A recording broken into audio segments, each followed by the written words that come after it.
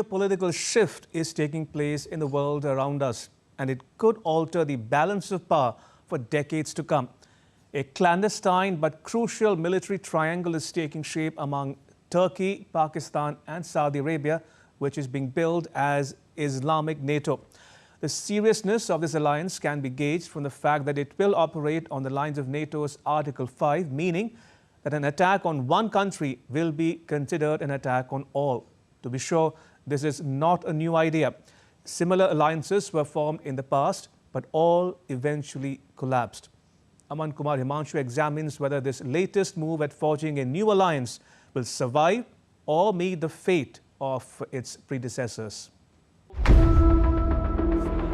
Turkey says that it is in advanced talks to join a Saudi Arabia-Pakistan security arrangement that mirrors NATO's collective defense framework. Bloomberg News Agency reported that Turkey and Saudi Arabia share a long-standing concern over Iran, while Pakistan's border with both Afghanistan and India have flared up over the past year.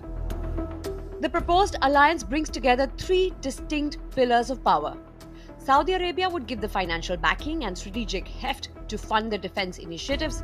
Pakistan would contribute its nuclear deterrent and ballistic missile capabilities, positioning itself as the only Islamic nuclear power. And Turkey would offer operational military expertise and a rapidly growing defense industry. Turkey's involvement is particularly significant, given its membership of the transatlantic NATO alliance. It hosts the alliance's second largest military after the US. The idea of a so-called Islamic NATO gained traction last year after Egypt floated a NATO-style joint task force at the emergency summit of the Arab League and the Organization of Islamic Cooperation. Around the same time, the Gulf Cooperation Council reaffirmed a clause that requires states to treat an attack on any member as an attack on all. Iraq's Prime Minister Mohammad Shia al-Sudani has expressed support for a collective approach to regional security. The question is, why does Turkey want to join the pact, given that it is already a member of NATO? Turkey could be looking for insurance amid uncertainty over US President Donald Trump's commitment to the NATO alliance. It also seeks a growing strategic overlap with Saudi Arabia and Pakistan across West Asia, South Asia, and parts of Africa. Several other factors are driving the momentum behind the bloc. One is the rising doubt over US's willingness to maintain traditional security guarantees. Another is the intensification of regional crisis. Israel's surprise strike in Qatar's capital Doha targeting Hamas leaders has pushed many in the Islamic world to rethink how they define allies and adversaries. And then there are shared strategic interests. Turkey, Saudi Arabia and Pakistan have shared concerns over Iran. For now, they prefer diplomacy over military confrontation. But the shift highlights how fast the region's political landscape is changing. The new alliance is already seeing practical military cooperation. Turkey is constructing corvette warships for the Pakistan Navy. It has modernized many of Pakistan's F-16 fighter jets. Furthermore, Ankara is sharing advanced drone technology with both Riyadh and Islamabad and has invited them to participate in its current fifth-generation fighter jet program.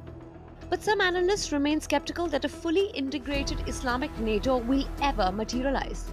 They argue that a rigid NATO-style alliance is unrealistic because it might tie Gulf states to regional wars that do not directly serve their national interests. The idea of a regional defense alliance is not new. Multiple attempts have been made since the Second World War to create NATO-style security structures in West Asia. In 1950, the Arab League member states signed a defense pact whose language closely mirrored NATO's Article 5 when it comes to collective self-defense. Around the same time, Britain tried to integrate regional states into NATO's orbit through the so-called Middle East Command and later the Middle East Defense Organization, both of which ultimately failed. In 1955, Iraq and Turkey launched the Baghdad Pact, officially known as the Middle East Treaty Organization. It was later joined by Iran, Pakistan and the UK. Yet the pact struggled to function and began to unravel when Iraq withdrew in 1958 before dissolving entirely in 1979. Parallelly, similar efforts continued in the Gulf. The Gulf Cooperation Council has worked towards military integration since 1982, starting with the creation of the Peninsula Shield Force.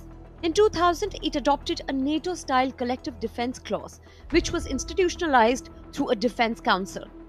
But alliances in the region have routinely faltered under stress.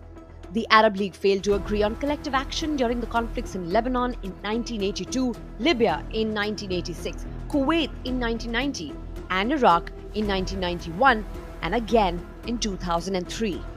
The concept resurfaced again in December 2015 when Saudi Arabia announced a 34-nation Islamic military coalition to combat terrorism.